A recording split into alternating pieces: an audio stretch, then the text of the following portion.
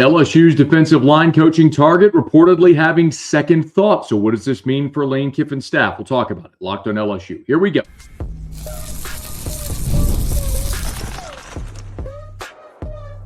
You are Locked On LSU, your daily podcast on the LSU Tigers. Part of the Locked On Podcast Network, your team every day.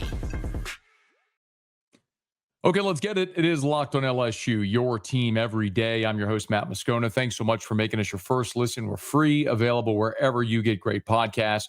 Of course, on YouTube as well. So please subscribe. As always, one of the fastest ways to help us grow is by leaving your comments below. So thank you sincerely for that. Thank you for helping make the Locked On Podcast Network the #1 sports podcast network in the world. Today's episode is brought to you by FanDuel. If you want to be right in the middle of the action this season, visit FanDuel.com and place your NFL live bets all season long. Well, it looked as though Lane Kiffin's first defensive staff at LSU was finished. We know Blake Baker's being retained, which means Corey Raymond, Jake Olson, Kevin Peoples, all staying. Every bit of information we've gotten, I had it confirmed again on Tuesday that Kyle Williams will not be back. That's his choice. He's not going to remain in coaching, at least not at the college level. So the Tigers were after a defensive tackles coach, and it looked like Elijah Robinson was that guy. Not so fast, my friend. Let me give you the timeline, because the report on Tuesday is that Robinson could be backing out of LSU and now has multiple suitors. So I want to explain, if you're not familiar, how we got here, who Robinson is, and where LSU turns next if Robinson ultimately lands somewhere else. So let's go back through the timeline, okay? On Thursday, Football Scoop reported that LSU was targeting Elijah Robinson to be the defensive line coach. Now, Robinson is a young dude. He's 40 years old. He was Jimbo Fisher's defensive line coach at Texas A&M for 6 years. Noted as a really good technical defensive line coach, but also an outstanding recruiter. While he was at Texas A&M, he got Gabe Relaford and Dom McKinley committed to the Aggies. Only when he left did they flip to LSU. Robinson left to go be the defensive coordinator at Syracuse, where he's been for the last 2 years under Fran Brown. The defenses weren't very good, so he was demoted, basically taking his defensive coordinator duties away, relegated to being defensive line coach. That don't seem like something that's very interesting to Robinson. So he's looking around. Lane Kiffin's the LSU coach now. Kyle Williams is on his way out. And so LSU offered him the job, and apparently there was mutual interest, as Football Scoop reported on Thursday. Then on Friday, we reported over at LouisianaSports.net and here on Locked on LSU that Robinson was in the building, that he was physically at football ops on Friday. Well, apparently that visit went pretty well, because Saturday morning, Football Scoop reported, I'm reading directly here from Football Scoop, Splash secured. Elijah Robinson is joining LSU's staff, sources share.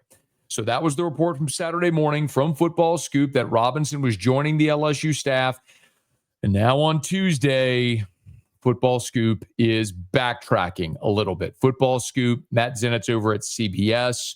A lot of outlets now are reporting that Robinson could very well find a different landing spot, and that landing spot may very well be his alma mater. So the other two programs that, as I understand and have been told on Tuesday, are pursuing Elijah Robinson are both Nebraska and Penn State.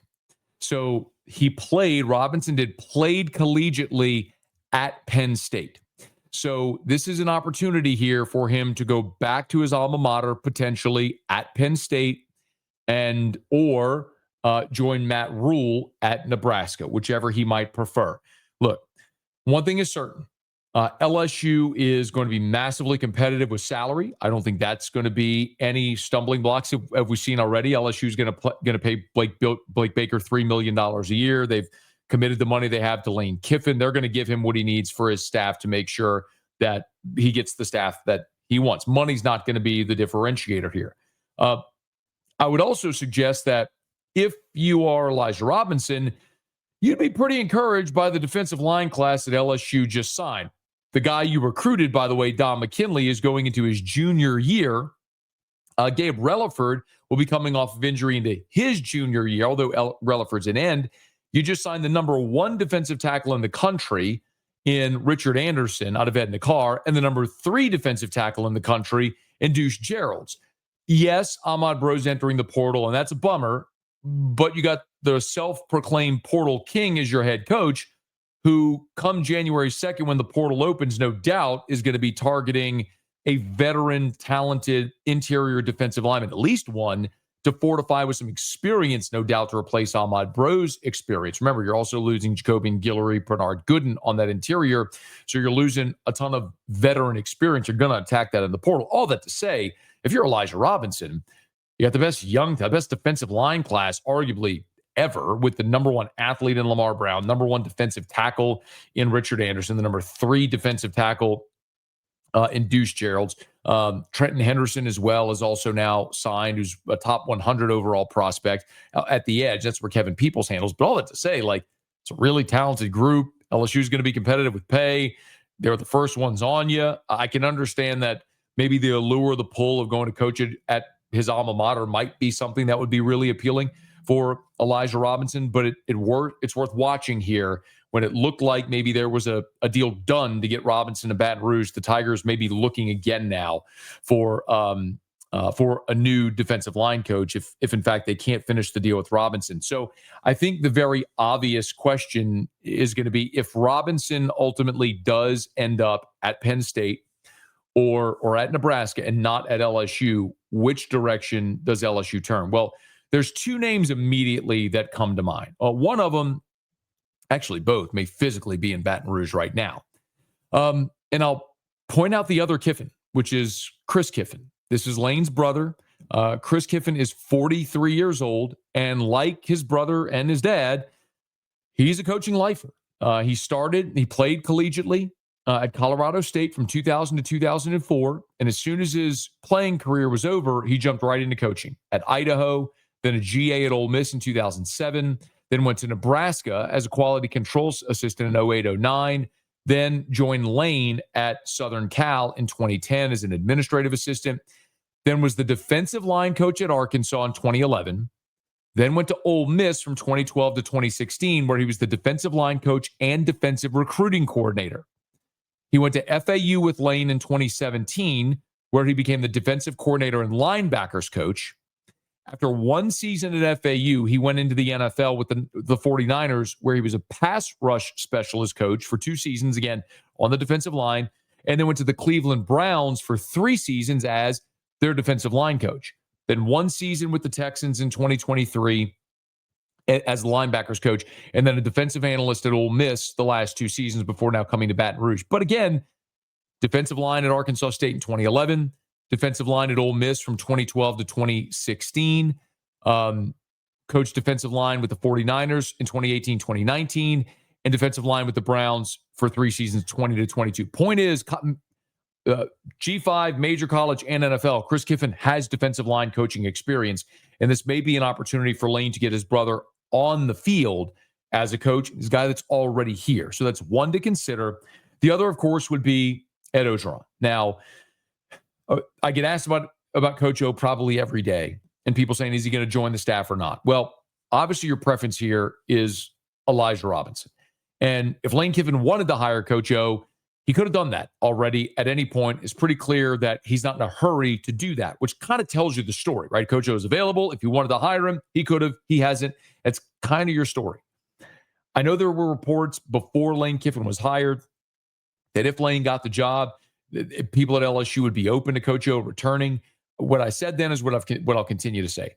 I've not heard that. Not from anyone I would deem credible at LSU saying that's something they're open to. I also have not heard the contrary. I've not heard somebody say, no way, no how.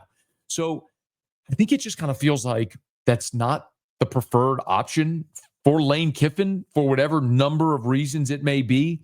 But if you run out of other options, that may be where they land.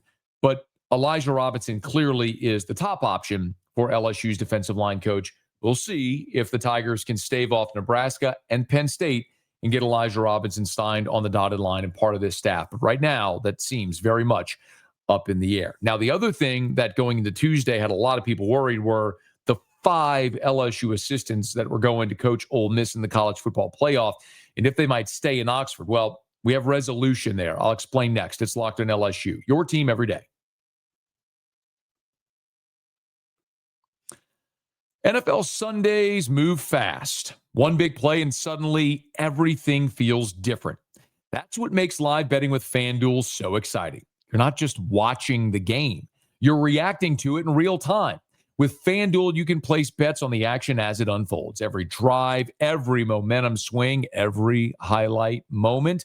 Live betting is best when the game starts to shift. When a receiver gets hot, a defense tightens up, or the momentum flips after a turnover. Monday Night Football this week. How about live betting when the game went to overtime? Double winner with the Chargers and the under. Plus, FanDuel lets you jump right into that moment. Live spreads, money lines, they adjust instantly, and player props update as guys heat up. So if you want to be right in the middle of the action this season, visit FanDuel.com and place your NFL live bets all season long. FanDuel, the game moves fast, and so can you. We're also brought to you by our friends at Our Lady of the Lake. Look, when Baton Rouge calls, champions answer. As Coach Kiffin takes the helm, energy is building and excitement is in the air. But next season's work starts now. Behind the scenes, every day, on and off the field. As championship health partners, LSU and FMOL Health, Our Lady of the Lake providers, are in the huddle, keeping students and teams healthy, supporting campus life, and preparing everyone for what's ahead. From checkups to training to day-to-day care, the focus is on giving their best when it matters the most. As Coach Kiffin settles in and our city welcomes him and his family, one thing is clear. The next play starts now, and Louisiana is ready. FMOL Health, Our Lady of the Lake, and LSU, championship health partners. Learn more at ololrmc.com/LSU. Thank you for making Locked On LSU your first listen of the day, and thank you for making Locked On the #1 sports podcast network. You already live your team every day. Now take it up a level and go ad-free. Join the Everydayer Club today and get Locked On LSU with no interruptions, members-only Discord access, and more. All for just $5 a month or $50 a year. Go to the link in the show notes to learn more. Well, we talked a little bit about Elijah Robinson there on the defensive line. The offensive staff from the beginning has seemed locked in. Lane Kiffin, when he flew here on that Sunday, 2 Sundays ago, effectively had a lot of his staff members with him. His co-offensive coordinators, Charlie Weiss Jr., Joe Cox, his wide receiver coach, George McDonald, was here as well. 3 different analysts that had been on the staff there at Ole Miss joined Lane Kiffin as well. He's since hired Eric Wolford as the offensive line coach, something we reported a full week ago. But it was interesting because we learned that Charlie Weiss Jr. was returning to Oxford to coach Ole Miss in the college football playoff, which, as we've talked about here, is a direct contradiction for their athletic director, Keith Carter, who wouldn't let Lane Kiffin coach in the college football playoff because the LSU coach couldn't coach Ole Miss. Well, they're doing it here. Why? Because Keith Carter is a hypocrite, and he keeps contradicting himself over and over again, as we've said quite often, just like Lane Kiffin got painted throughout this process as someone who would make up his mind and say the same about Keith Carter. Kiffin wanted to have his cake and eat it too by coaching Ole Miss and leaving for LSU. Well, Keith Carter obviously wanted Lane Kiffin not to hold them or rake them over the coals, but also wanted Lane Kiffin to keep coaching because it gave him a better chance to win. So both Keith Carter and Lane Kiffin used each other. Both come through this not looking great. Public perception will be what it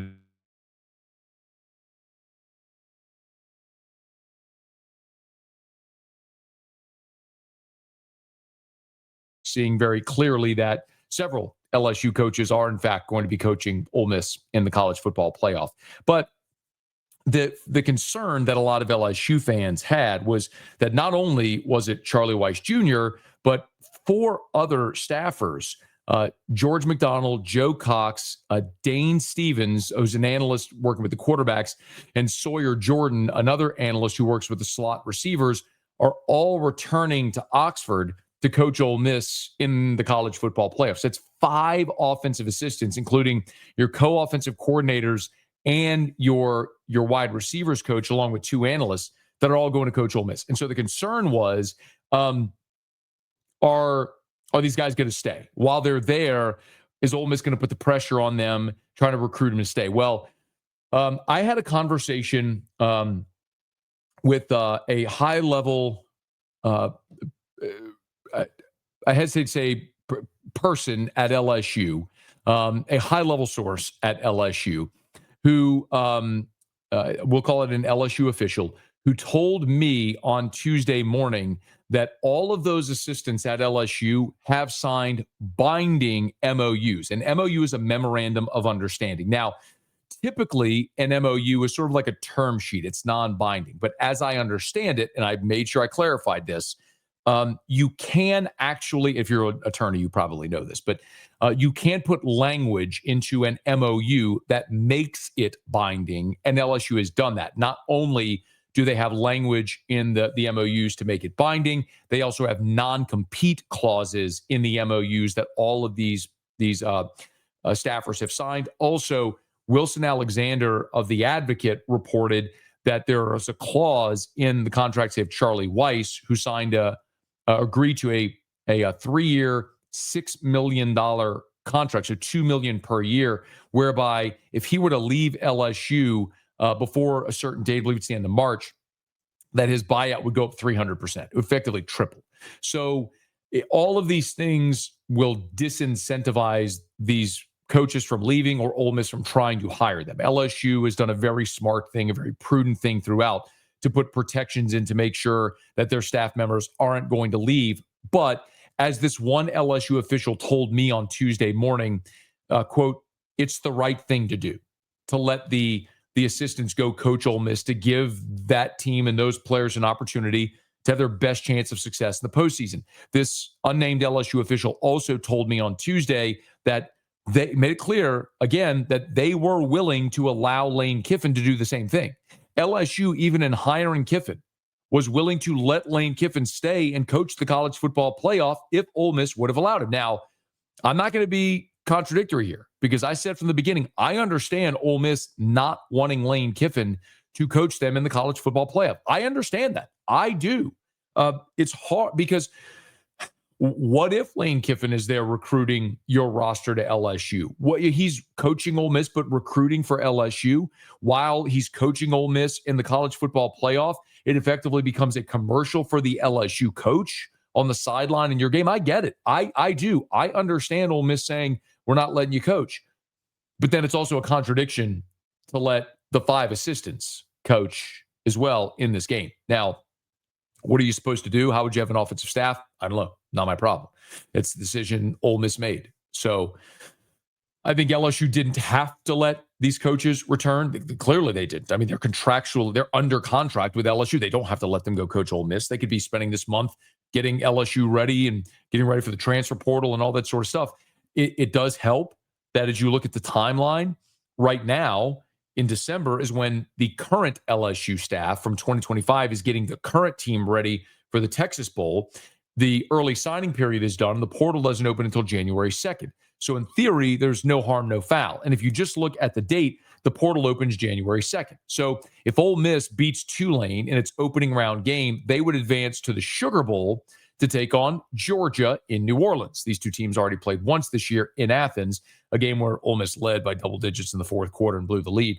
But conceivably, if Georgia beats Ole Miss on New Year's Day in New Orleans, then the next day, January 2nd, the portal opens and all those assistants are back in Baton Rouge ready for the start of the portal. So I think this will work fine. But again, if so many people had asked if LSU had protections and if there was a concern about these assistants staying in Oxford, no. LSU contractually has put protections in place to make sure all of these guys do, in fact, return. And it's a smart decision and the right decision by LSU to let them go coach in the college football playoff. Now, An interesting day also on Tuesday as the Southeastern Conference released its all-conference team. And who was on it, maybe who wasn't, was really surprising. We'll get to that next here, Locked on LSU, your team every day.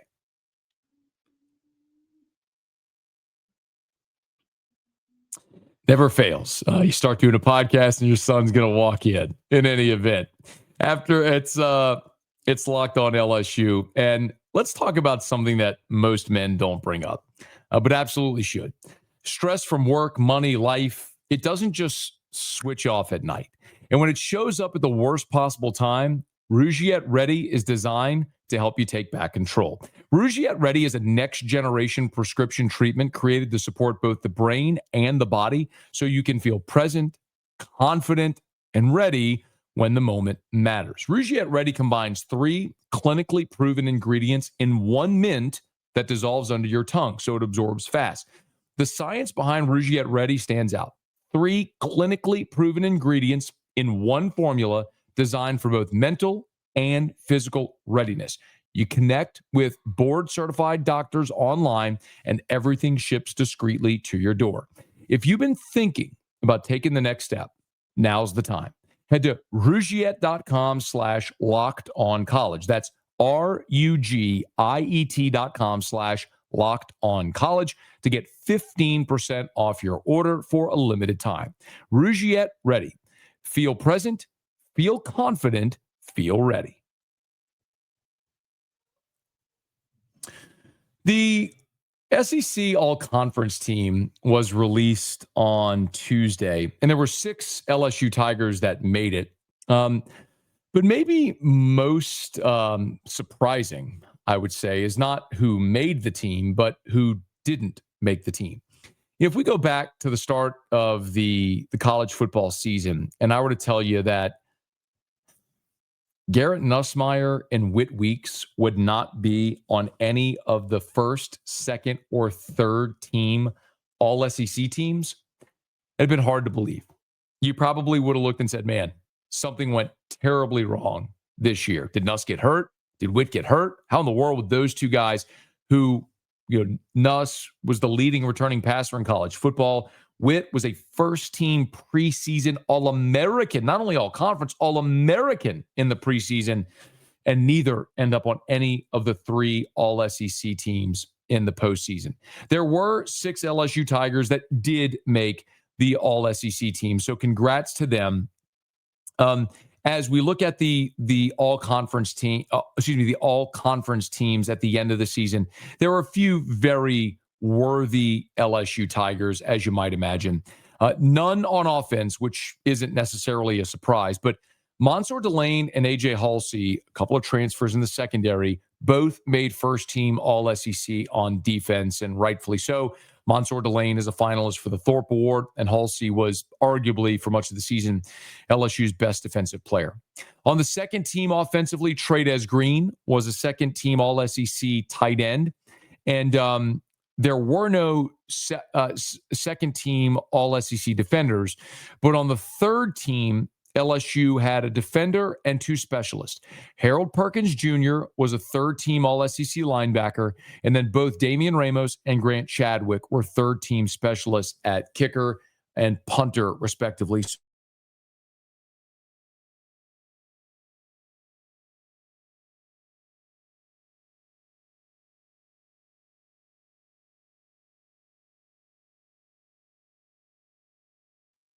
This was not a special teams unit that was outstanding throughout the course of the season, but as compared to the last 2 years, when you look at special teams efficiency metrics, where LSU ranked in the triple digits, for this year to rank 65th was a dramatic improvement from where you were. Again, still not nearly good enough for what the expectation is for LSU, but an improvement. And then how about Harold Perkins coming off the torn ACL?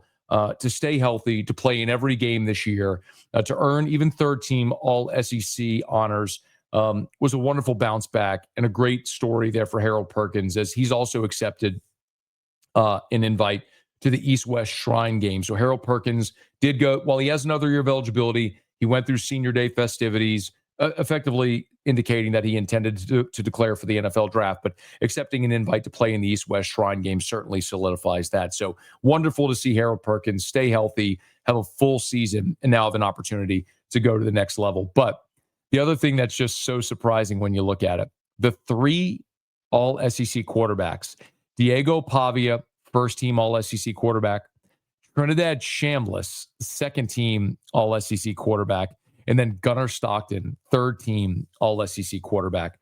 No Garrett Nussmeier, no Arch Manning, no Lenora Sellers, who was the first-team preseason all-SEC quarterback.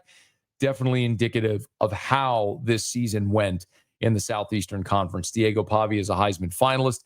Trinidad Chambliss might be the greatest story in all of college football. And Gunnar Stockton has his team poised potentially to win a national championship. We'll be following all along the way. So as we figure out what happens with Elijah Robinson, we'll certainly update you here on Locked on LSU. If and as and when we have updates, we'll pass it along. Thanks so much for hanging out with us here every single day. And thanks for tuning in to Locked on LSU. Make sure you subscribe and follow the podcast so you get all the latest episodes. And if Locked on LSU made your Spotify Wrapped, prove it on social media to secure a free month of our brand new Everydayer Club.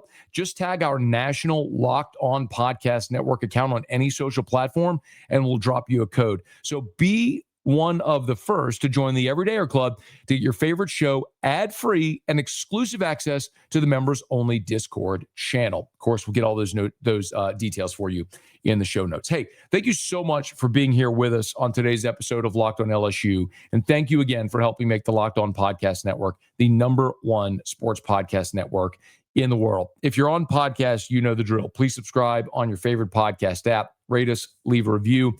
If you're on YouTube, smash that like button, subscribe to the channel, hit the bell so you're notified whenever we post a new video. Be sure to let a friend know that if they love the Tigers, we got you here every single day for Locked on LSU. We are cruising through the Lane Kiffin era as the Tigers hit the practice field for the Texas Bowl. Kiffin continues to build his staff. We'll be here, Locked on LSU, your team every day.